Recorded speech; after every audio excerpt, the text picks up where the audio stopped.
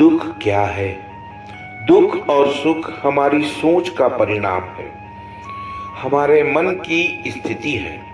अगर मेरी इच्छा अनुसार सब कुछ हो रहा होता है तो हम खुश रहते हैं, और अगर कोई ऐसी बात या घटना हो जाती है जो हमारी इच्छा के विपरीत होती है तो हम दुखी हो जाते हैं। जैसे आप दर्द को दुख का कारण मान सकते हैं।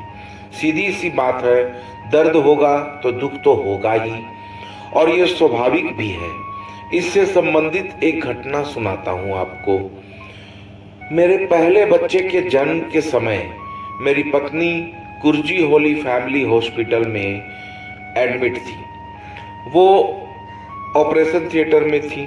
डॉक्टर बोली थी कि पानी वानी चढ़ा रहे हैं, अगर 5-6 घंटे में पेन शुरू नहीं हुआ तो ऑपरेशन करना पड़ेगा।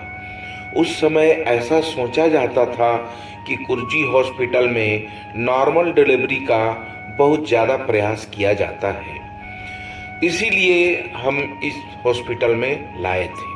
ओटी के बाहर मेरे साथ 6-7 रिश्तेदार और थे। पता है, हम सब मिलकर दर्द होने की प्रार्थना कर रहे थे।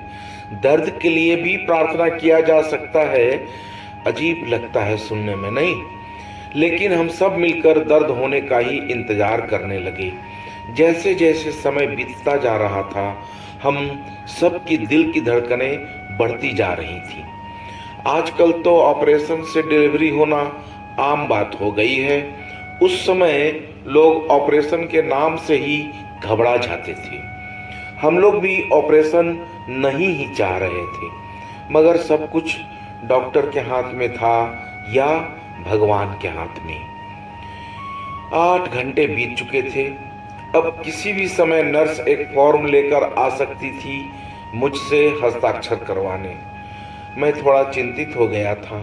तभी अंदर से एक नर्स आकर खबर दी कि दर्द शुरू हो गया है। हम सब लोगों के चेहरे पर खुशी की लहर दौड़ गई। एक नए मेहमान के आगमन की तैयारी शुरू हो गई। कोई मिठाई लाने भी चला गया।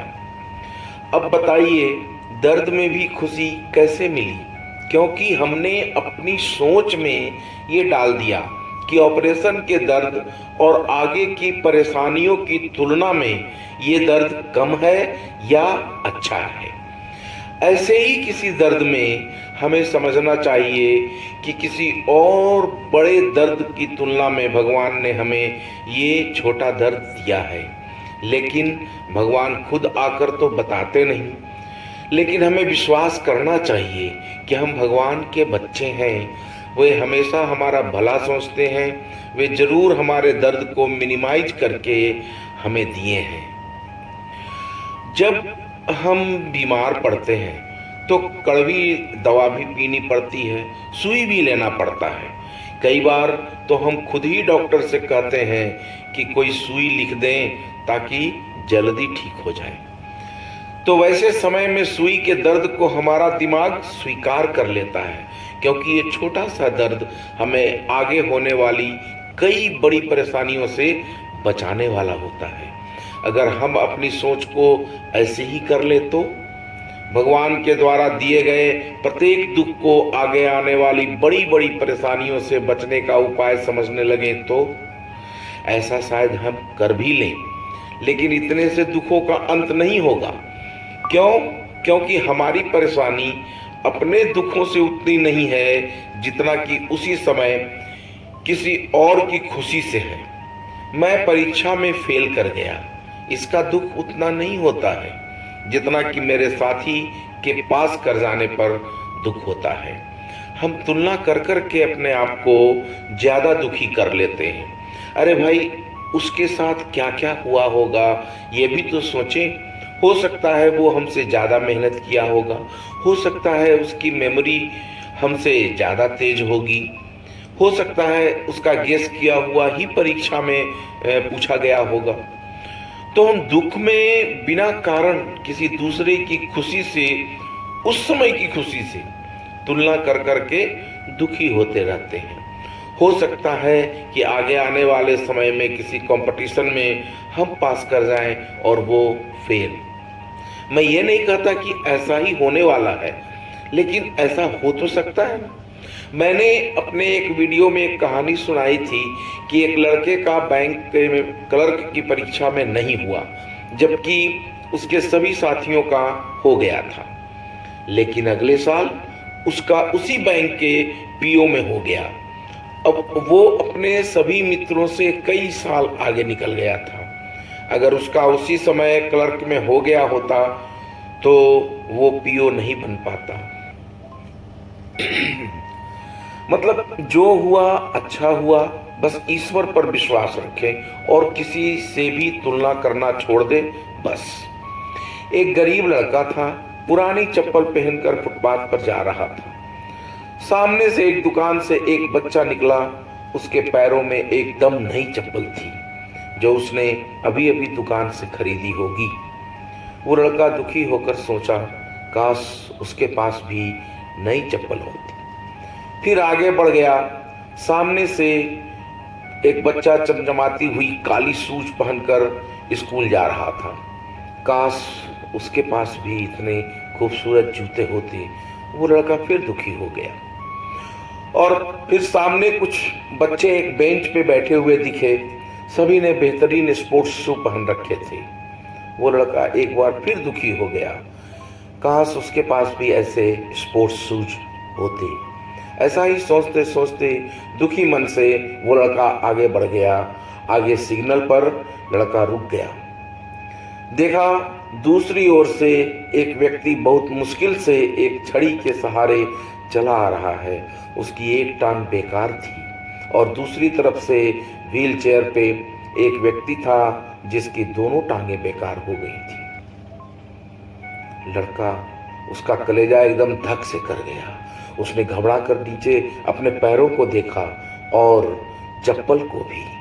हे भगवान, उसके पैर, दोनों पैर सही सलामत थे।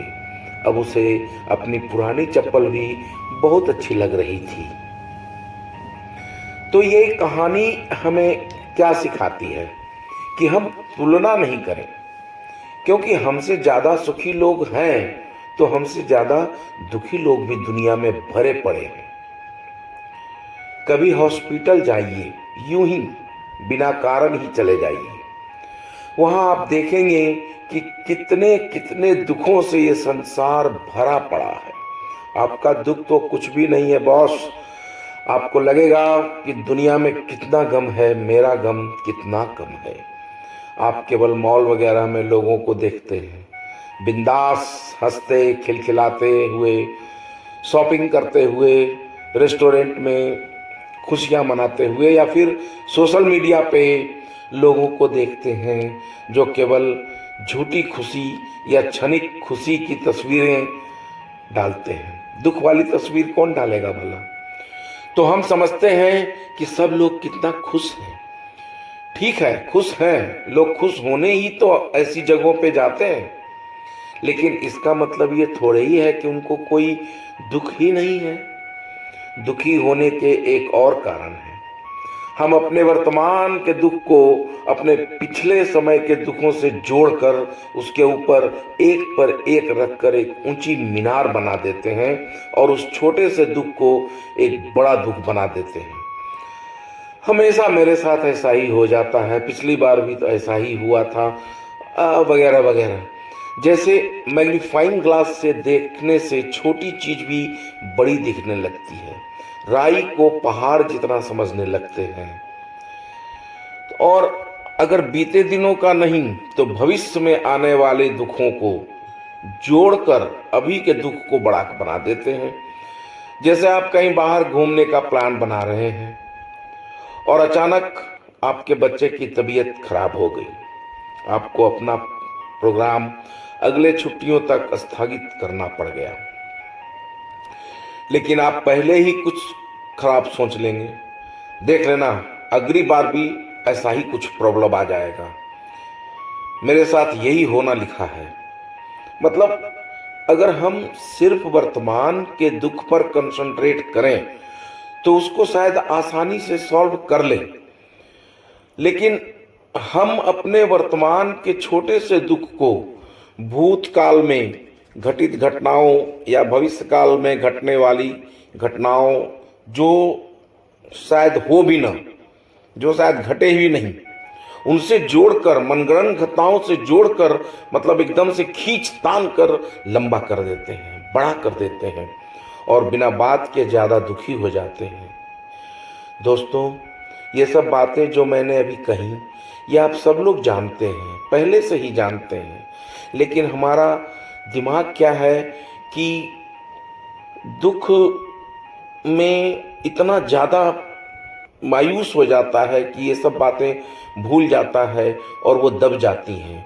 तो ये सब बातें दूसरे के द्वारा कहने पर या सुनने पर जो है सो फिर से ताज़ा हो जाती हैं और फिर से उमंग जीवन में भर जाता है।